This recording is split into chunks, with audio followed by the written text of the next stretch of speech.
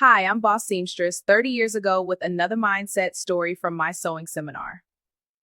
My second story about mindset has nothing to do with sewing and everything to do with learning.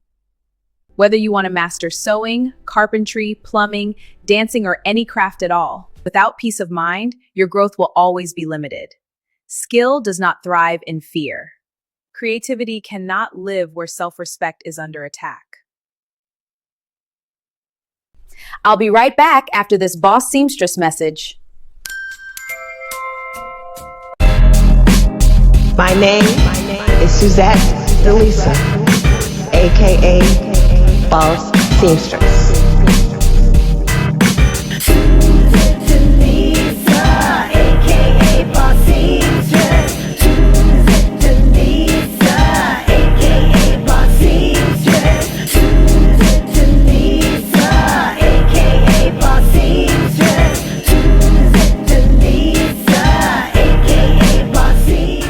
Hello, darlings. When I enter a room in this hat, I exude control. I say who, I say when, I say what.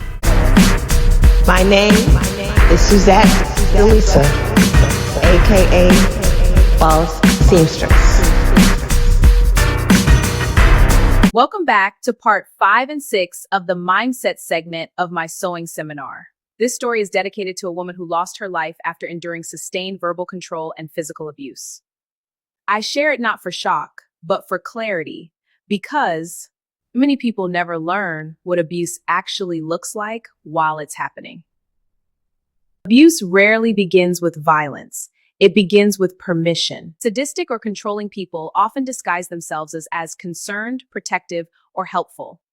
They test boundaries early by suggesting what you should eat, what you should wear, what you should watch, where you should go, or how you should think. Each suggestion sounds reasonable on its own.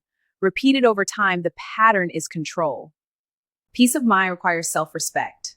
Self-respect means recognizing when guidance turns into control, and when care turns into correction, and when love turns into surveillance. The man in this story, who could just as easily be a woman, proudly installed an extensive home surveillance system. Daily abuse was erased daily. Because abuse depends on secrecy, by accident some footage was not erased. Grace intervened. For once, the world was allowed to see what these people never once seen. Who they are when they believe no one is watching. If you are constantly being corrected, diminished, monitored, or guided out of your own preferences, you are not at peace, and without peace, no skill will fully take root.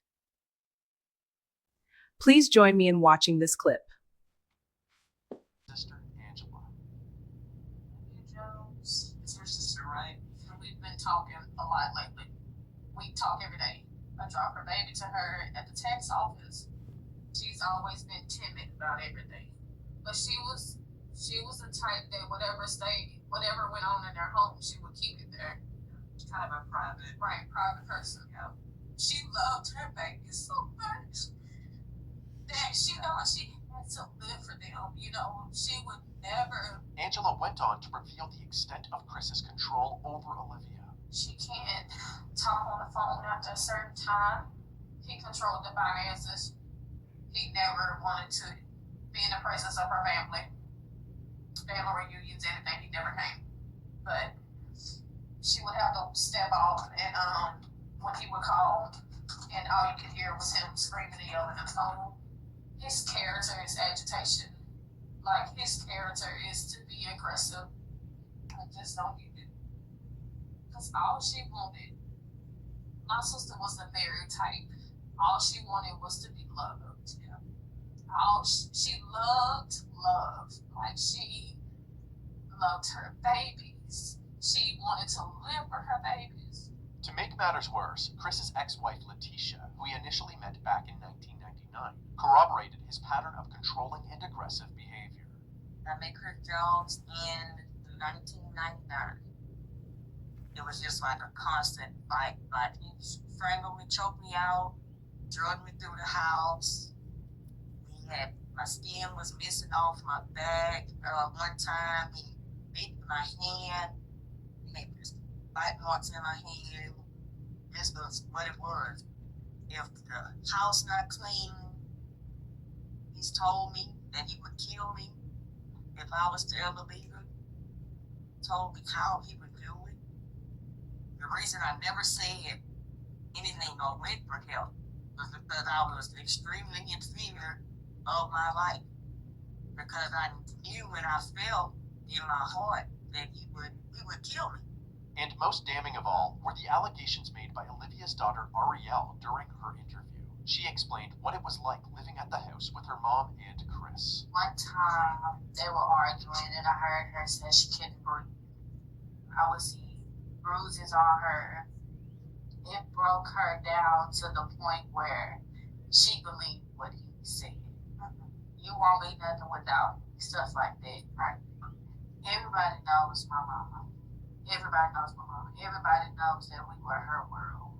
With each person interviewed, the allegations against Chris were stacking high, combing through all available footage from the house to see for themselves what daily life was like for the Jones family. In these recordings, the true nature of Chris and Olivia's relationship was on full display. Hey, you gonna be looking stuff. Look on the floor. Look on the floor. Look on the floor, like. Look on the floor. Look on the floor.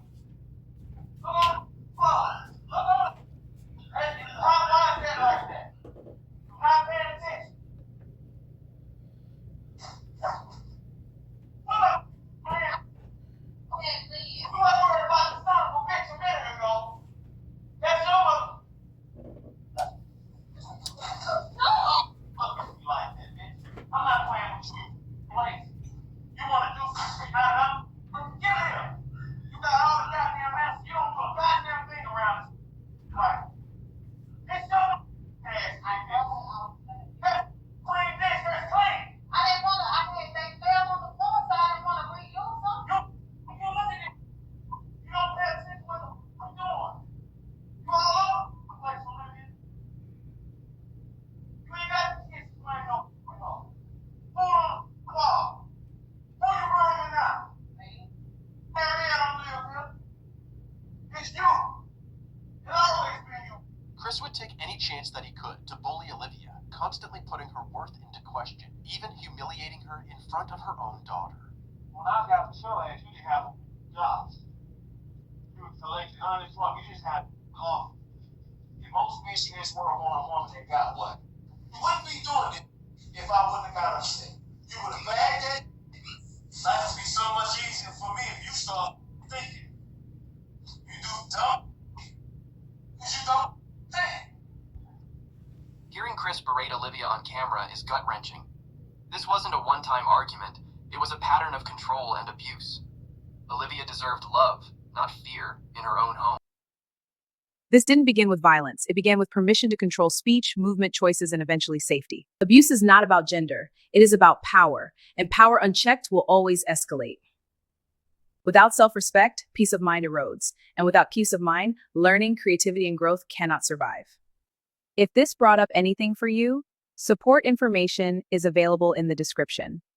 Next, in part 7 or 8, we'll look at sewing as a superpower because creating with your hands restores agency, focus, and peace of mind.